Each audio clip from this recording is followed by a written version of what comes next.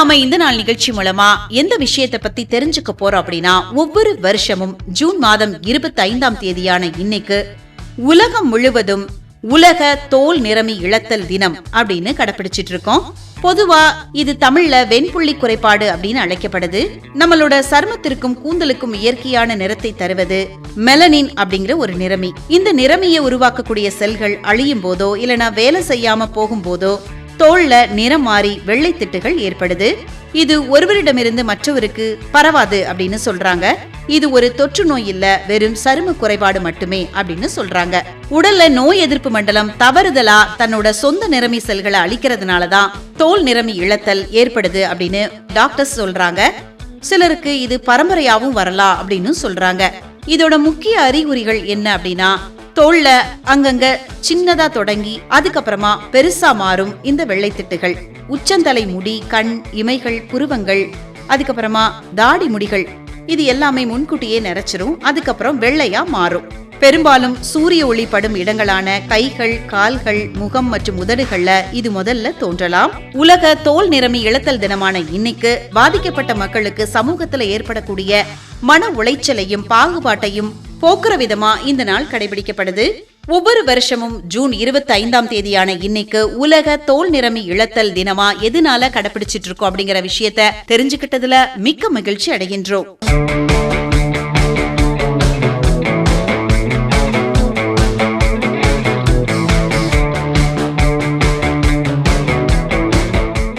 இப்ப நாம இந்த நாள் நிகழ்ச்சி மூலமா யாரு சந்தோஷமா இன்னைக்கு பிறந்த நாள் கொண்டாடிட்டு இருக்காங்க அப்படிங்கறத பத்தி தெரிஞ்சுக்கலாமா? தமிழ் மற்றும் சிங்கள மொழி திரைப்படங்கள்ல நடிச்சு புகழ் பெற்ற ஒரு முன்னணி இந்திய இலங்கை திரைப்பட நடிகையான பூஜா கௌதமி உமாசங்கர், அவங்க தான் இன்னைக்கு பிறந்த நாள் கொண்டாடிட்டு இருக்காங்க. 1981ஆம் ஆண்டு ஜூன் மாதம் 25ஆம் தேதியான இன்னைக்கு இலங்கையில உள்ள கொழும்பு நகர்ல பிறந்திருக்காங்க. இவருடைய தந்தை இந்தியர், தாய் இலங்கையை சேர்ந்தவங்க.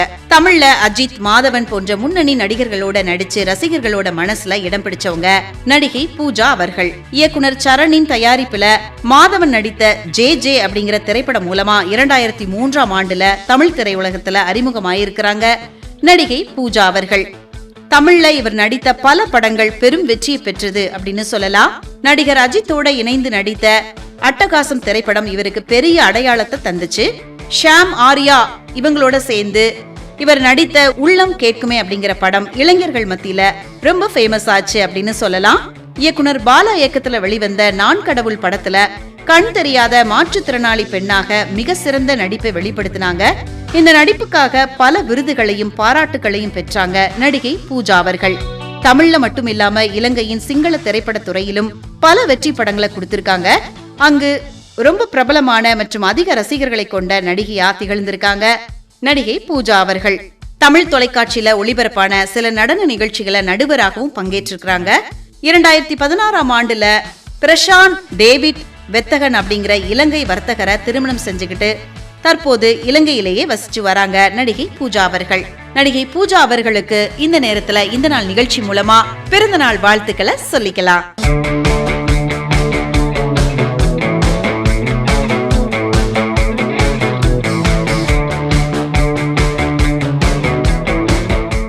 இப்ப நாம இந்த நாள் நிகழ்ச்சி மூலமா யார பத்தி தெரிஞ்சுக்க போறோம் அப்படின்னா, தமிழ் திரையுலகத்துல மிக குறுகிய காலத்துல தனக்குன்னு ஒரு தனி முத்திரையை பதித்த ஒரு திறமையான ஒளிப்பதிவாளர் மற்றும் திரைப்பட இயக்குனரான ஒளிப்பதிவாளர் ஜீவா, அவங்கள பத்தி தான் தெரிஞ்சுக்க போறோம்.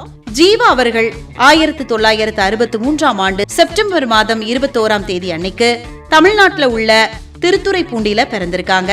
2007ஆம் ஆண்டு ஜூன் 26ஆம் தேதி திடீர்னு மாரடைப்பு ஏற்பட்டு இயற்கை எழுதியிருக்கிறாங்க. இந்திய சினிமாவின் புகழ்பெற்ற ஒளிப்பதிவாளரான PC ஸ்ரீராம் கிட்ட நாயகன், அக்னி நட்சத்திரம் போன்ற படங்கள்ல உதவி ஒளிப்பதிவாளரா பணிபுரிஞ்சிருக்கிறாங்க. இயக்குனர் பிரியதர்ஷனோட அபிமன்யு அப்படிங்கிற மலையாள படம் மூலமா முதலா தனி ஒளிப்பதிவாளரா மாறி இருக்கிறாங்க. ஒளிப்பதிவாளர் ஜீவா அவர்கள் பிரம்மாண்ட இயக்குனர் சங்கர் மற்றும் பல முன்னணி இயக்குனர்களின் படங்களுக்கு இவர் ஒளிப்பதிவு செஞ்சிருக்கிறாரு. இயக்குனர் சங்கர் இயக்கத்துல வெளிவந்த ஜென்டில்மேன் மற்றும் காதலன் படத்துக்கு இவர் தான் ஒளிப்பதிவு செஞ்சிருக்கிறாரு.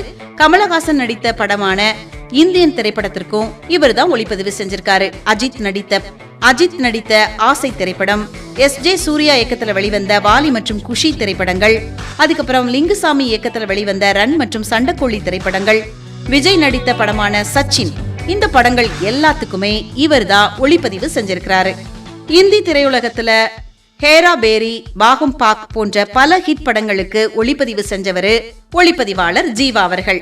ஒளிப்பதிவாளராக மட்டும் இல்லாம தமிழ் சினிமாவில பல புதுமையான காதல் திரைப்படங்களை இயக்கி வெற்றிகரமான இயக்குனராகவும் வலம் வந்திருக்காரு ஒளிப்பதிவாளர் ஜீவா அவர்கள். இவருடைய முதல் இயக்கத்துல ஷாம் மற்றும் ஜோதிகா நடித்த 12B திரைப்படம் ஒரு பேருந்த பிடிச்சா என்ன நடக்கும், பிடிக்கலனா என்ன நடக்கும் அப்படிங்கிற ஒரு புதுமையான திரைக்கதை வடிவத்துல வெளியாகி பலர் மனசுல அந்த படம் இடம் பிடிச்சது அப்படின்னு சொல்லலாம். அதே மாதிரி கல்லூரி வாழ்க்கையையும் காதலையும் அழகா காட்டிய உள்ளம் கேட்குமே திரைப்படம் பெரிய வெற்றி பெற்றது அப்படின்னு சொல்லலாம்.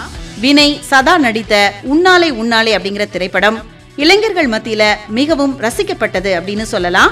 ஷாம், ஆர்யா, வினய் போன்ற பல முன்னணி நடிகர்களை தன்னோட படங்கள் மூலமா திரையுலகத்திற்கு அறிமுகம் செய்த பெருமை ஒளிப்பதிவாளர் ஜீவா அவர்களுக்கு உண்டு.